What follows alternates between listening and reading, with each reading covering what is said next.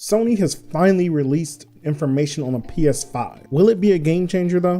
What is happening? Mattmade here, bringing you the top 3 gaming news stories from the week. Let's get into it. First story of the day is Sony is cracking down on sexual content. Now, Sony is taking a hardline approach on all sexual content on the platform.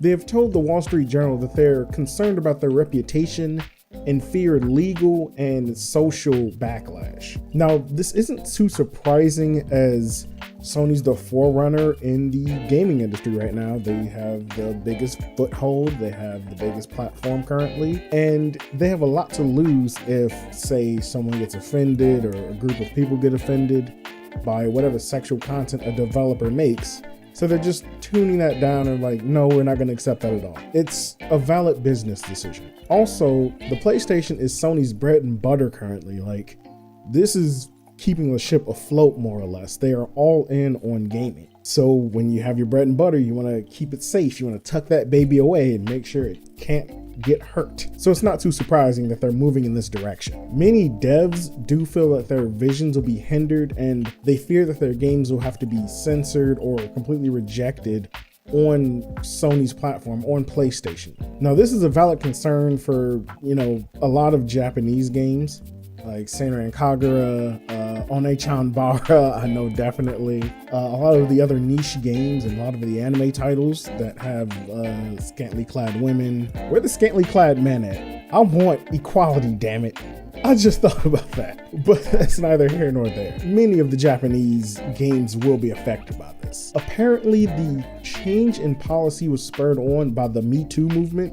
It's pretty interesting, but not too surprising, as the Me Too movement is valid. It's like, hey, this has been going on in these industries for a while. This needs to be changed. However, I don't know of many people, I haven't heard personally, of many people or women or men or any demographic complaining too much about sexual content in games. The rating system exists for a reason, and it's like, hey, we got sexual content, blood and gore, nudity, things like that. So you pretty much know what you're getting when you purchase it. Now, games like Senran Kagura, One-chan Bara, Akiba Strip, just games I can think of off the top of my head. Yeah, they do have content that probably shouldn't be in the games, or at least they should have centered it around older characters. Japan has this thing with underage looking girls, or underage girls that just in general, that is rampant throughout the culture.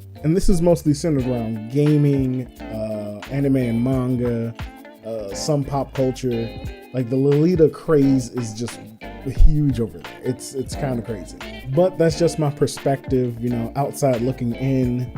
I don't know what actual Japanese people feel about it, think about it, care about it. I have no idea. However, hopefully games released on PlayStation aren't affected too heavily, and hopefully this isn't a slippery slope, because I know some sexual content, some nudity has a point in the story, and if it's done tastefully with characters of age, and if it's trying to get a point across, then it should be allowed and it should be fine.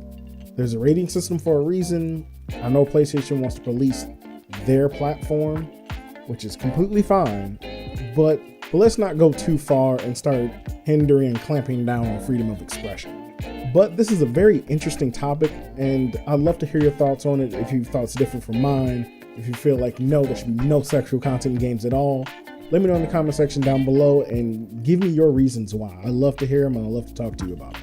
Next up is one of the 2 biggest stories from this week. Sony has released details on the PlayStation 5. Wired got an interview with Mark Cerny from PlayStation, and they went in, they gave a whole bunch of hardware details and a whole lot of jargon.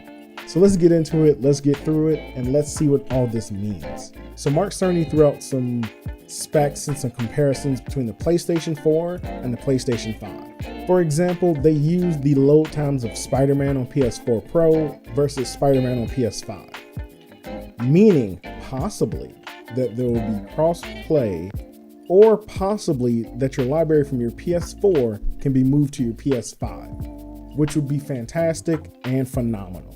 Now, loading on the PS4 Pro takes about 15 seconds when you fast travel. However, according to Sony and the writer, it took 0.8 seconds, under a second, for it to load on the fast travel spot. That is insane. That's like, hey, the load screens don't even matter anymore. You don't even need them. We load so fast, you're just gonna flash there, and then flash there, and then flash there. Also, another thing they did was the swing speed. With the swing speed, they say this is as fast as you can go, because this is as fast as the console can pull the data from the hard drive. However, with the PS5, you can move so much faster. You can zoom down, zip around, zip zop, zoobity boo bop, Bill Cosby around. Don't Bill Cosby around, actually. No, take that. No, don't do that, actually. That was a bad analogy. But you can move pretty quickly throughout the city. Much faster than you can in the PS4 Pro. Now, as for the specs, the PlayStation 5, since it doesn't have an official title yet, has insane specs, insane hardware in it. It has a custom GPU variant of Radeon's Navi units, so that has ray tracing. And with ray tracing, you can make things look gorgeous. I mean, movies and all types of films use ray tracing to make CG really look good and crisp. So throwing that in the game, it's fantastic. There's an AMD processor which has a custom unit for 3D audio, so you can hear above you, below you, either side of you to get really immersed in the game. Supports up to 8K, has a solid state drive, which, finally a solid state drive. And there was a lot of text speed. So pretty much supporting up to 8K, having ray tracing, 3D audio, so binaural audio is going to be fantastic. And having a solid state drive so you can pull data off faster, meaning your games are going to load faster, they're going to look better, they're going to sound better, allegedly, and they're going to render a lot faster. So it's stepping up and ramping up everything the PS4 did by like tenfold. Granted, 8K isn't a readily available technology yet. It doesn't have a standard as far as I know. So there's no point in having 8K yet, but it future-proofs your console. So loading screens can change completely. Like, you know how when your game's loading, so Sekiro, for example, when you're loading, you have this nice graphical image as the game loads. Could be gone. 0.8 seconds, you don't need it. You press the button, look away for a second, and you're there. You're already getting hit by an enemy and dying because you die a lot. The environments will look a lot better. The shadows and the lighting is going to be fantastic in games. Enemies can tell if you're closer or further away with the ray tracing and the 3D audio. So it works both ways. Enemies may be able to hear you better, and you're going to be able to hear enemies better. Like, the technology seems intriguing and it's fascinating. I'm curious to see what the LAN card is going to be. Is it going to be like a gig? Is it going to be 10 gig? What's that going to be? Services, what kind of services, the UI, the price point on this, because the ray tracing, 3D audio, and the 8K resolution by themselves are going to be expensive. So this could be a $600-700 console almost.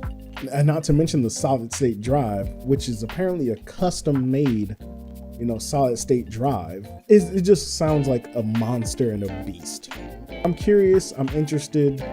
I want to know more. I don't see this thing coming out until 2020, like near the end of 2020. If that, maybe even 2021. But I'm ready. I know it's not going to be at E3. Maybe PlayStation Experience this year we'll get some more hints at it, or like at least a reveal of what the console itself is going to look like. Hopefully. But are you excited for this console? Are you a PlayStation person or an Xbox person? Do you care? Let me know in the comment section down below. Last up, we have the Xbox One digital console was announced and it got a release date. Now, the digital only console obviously doesn't have a disc drive, and it's modeled after the Xbox One S. It's not modeled after the X. So it has a lot of bells and whistles, but nowhere near as many as the X. It's missing a few ticks there. It's slated for release on May 7th, and it comes with 3 games. It comes with Minecraft, Forza Horizon 3, and Sea of Thieves, which they aren't terrible games, but Minecraft and Forza Horizon 3 are a bit odd. I know Xbox is pushing Sea of Thieves hard because they really want it to succeed. It has a 1 terabyte hard drive, which is great. Like, I need to upgrade my hard drive on my Xbox. I still have the original Xbox One. Like, I have not upgraded at all. It has 4K and HDR support. Again, great. And it's coming in at a price point of $250. Now, this isn't gonna have a wide market. It's not gonna be like, hey, you gotta get this console. It's like a refresh of a refresh. It's, hey, if you like digital, or if you only buy digital, here you go, 1 terabyte, far cheaper, does 4K. But if you're using like capture cards and things, should be just fine, should output at 4K to the TV. So you're good then. Like, this is really marketed at those who do digital only or looking to upgrade their console and just can't warrant buying an Xbox One X. So pretty much me. Like, it's marketing it to me. Like, needs a new console?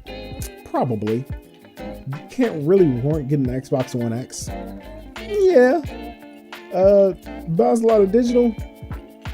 Yeah, I only got about 4 physical games over there. I don't use my Xbox too much though, so probably still won't get this. This is a very weird console because it's like in between. It's not a mid-cycle refresh, but it's like nowhere near. Like, PS5 is coming out. You know, the new Xbox is being made. The Switch may or may not be getting a pro version and a base version.